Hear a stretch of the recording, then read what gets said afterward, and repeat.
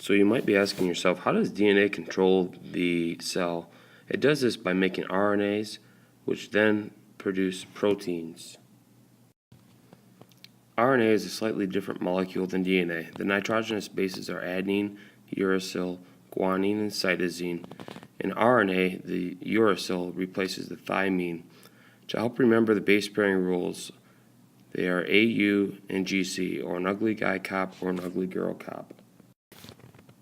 When we compare DNA to RNA, they are very similar.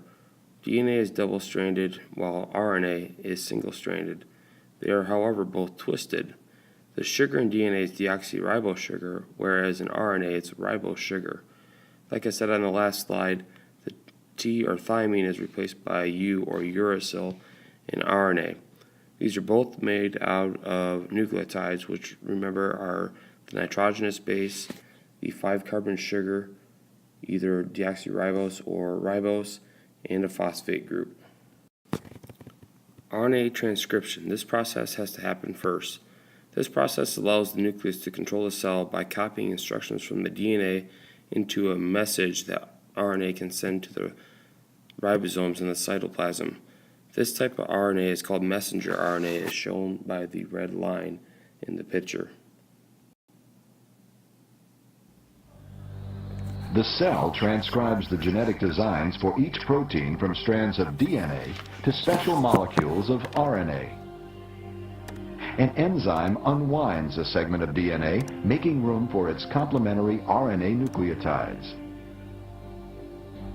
Both DNA and RNA nucleotides contain a sugar, phosphate, and base. But in RNA, the sugar is ribose, and one of the 4 bases is replaced by uracil. The exposed bases of the DNA strand serve as a model for the construction of messenger, or mRNA.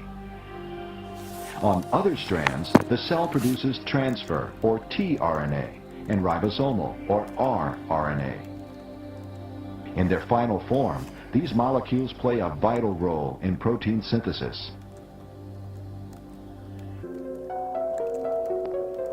Translation begins with the binding of a messenger RNA to a small subunit of a ribosome, the cell's workbench for protein assembly. When properly positioned, the messenger RNA triggers the approach of a tRNA, which carries the first amino acid.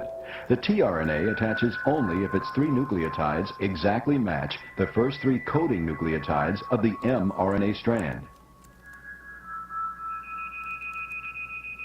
A large ribosomal subunit now joins the group to form a functional ribosome, with 2 binding sites built from ribosomal proteins and rRNA. Soon, another tRNA arrives, which matches the next 3 nucleotides on the strand. With the help of the ribosome and some cellular energy, the neighboring amino acids bond together. The first amino acid then separates from its RNA taxi, leaving the ribosome in search of another, identical amino acid. Now the ribosome moves along the mRNA strand.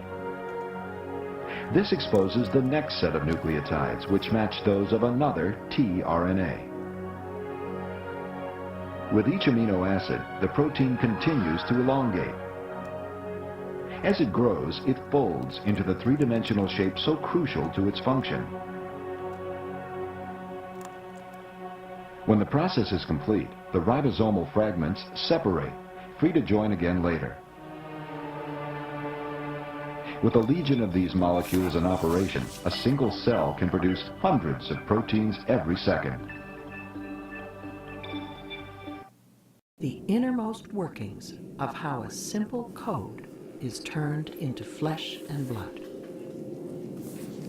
This is what Francis Crick called the central dogma of modern biology: how DNA makes protein. It starts with a bundle of factors assembling at the start of a gene. It's these that trigger the first phase of the process, reading off the information that will be needed to make the protein. The gene is the length of DNA stretching away to the left.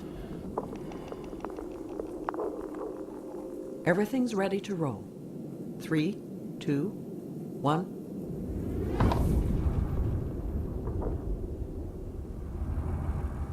The blue molecule racing along the DNA is reading the gene. It's unzipping the double helix and copying one of the 2 strands. The yellow chain snaking out of the top is a copy of the genetic message, and it's made of a close chemical cousin of DNA called RNA. The building blocks to make the RNA enter through an intake hole. They are matched to the DNA, letter by letter, to make an exact copy of the A's, C's, G's, and T's of the gene. The only difference is that in the RNA copy, the letter T is replaced with a closely related nucleic acid known as U. You are watching this process, called transcription, in real time. It's happening right now in almost every cell in your body. When the RNA copy is complete, it snakes away from the nucleus and into the outer part of the cell. Then, in a dazzling display of choreography, all the components of another molecular machine lock together around the RNA to form a miniature factory called a ribosome. It translates the genetic information in the RNA into a string of amino acids that will become a protein.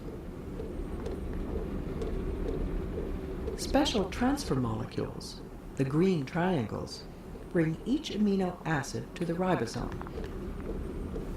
The amino acids are the small red tips attached to the transfer molecules. There are different transfer molecules for each of the 20 amino acids. They all carry a specific 3-letter code that will be read by the machine. Now we come to the heart of the process. Inside the ribosome, the RNA is pulled through like a tape. The code for each amino acid is read off, 3 letters at a time, and matched to 3 corresponding letters on the transfer molecule. When the right transfer molecule plugs in, the amino acid it carries is added to the growing protein chain. Again, you are watching this in real time. And after a few seconds, the assembled protein starts to emerge from the ribosome. Ribosomes can make any kind of protein. It just depends what genetic message you feed in on the RNA. In this case, the end product is hemoglobin. The cells in our bone marrow churn out 100 trillion molecules of it per second. RNA translation is when we have an mRNA molecule that meets up with a ribosomal or rRNA and a T or tRNA molecule that brings in the amino acid. The mRNA codon on the green portion, or on the red portion here, will meet up with the green portion on the tRNA, and that is called the anticodon.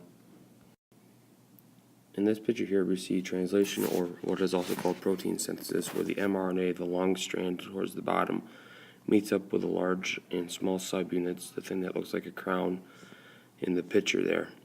The tRNAs, I don't know what to describe them as, but they kind of look like a stack of pancakes with a ball on top. Those move in on the A side.